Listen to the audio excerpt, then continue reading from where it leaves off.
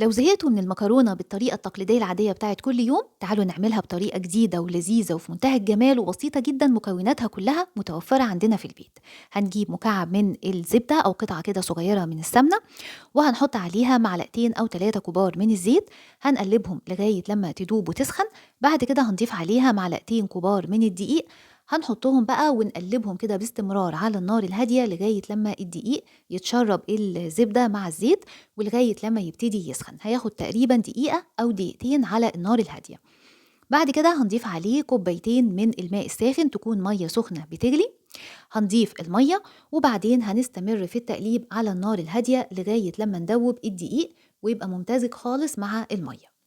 بعد ما هنقلب بقى شوية لغاية لما يبقى القوام بالشكل ده، هنضيف عليه 3 كوبايات من الحليب. يبقى احنا استعملنا كوبايتين من المية السخنة و3 كوبايات من الحليب، ويبقى الحليب عادي بدرجة حرارة الغرفة، ممكن حتى يكون مطلعينه من التلاجة مفيش مشكلة، لكن المهم في الأول نحط المية تبقى هي سخنة.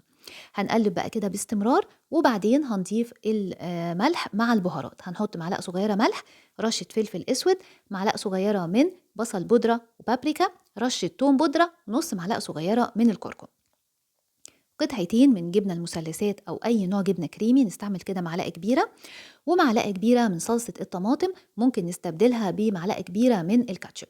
هنقلب المكونات كلها مع بعض على النار الهادية لغاية لما تمتزج وتدوب.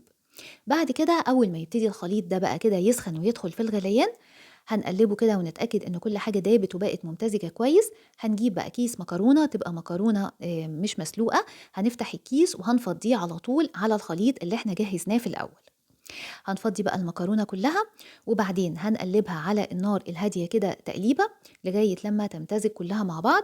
بعد كده نتأكد ان كمية السوائل فيها مغطية المكرونة، لان لو السوائل مش مغطياها ممكن نزودها شوية مية مغلية صغيرة.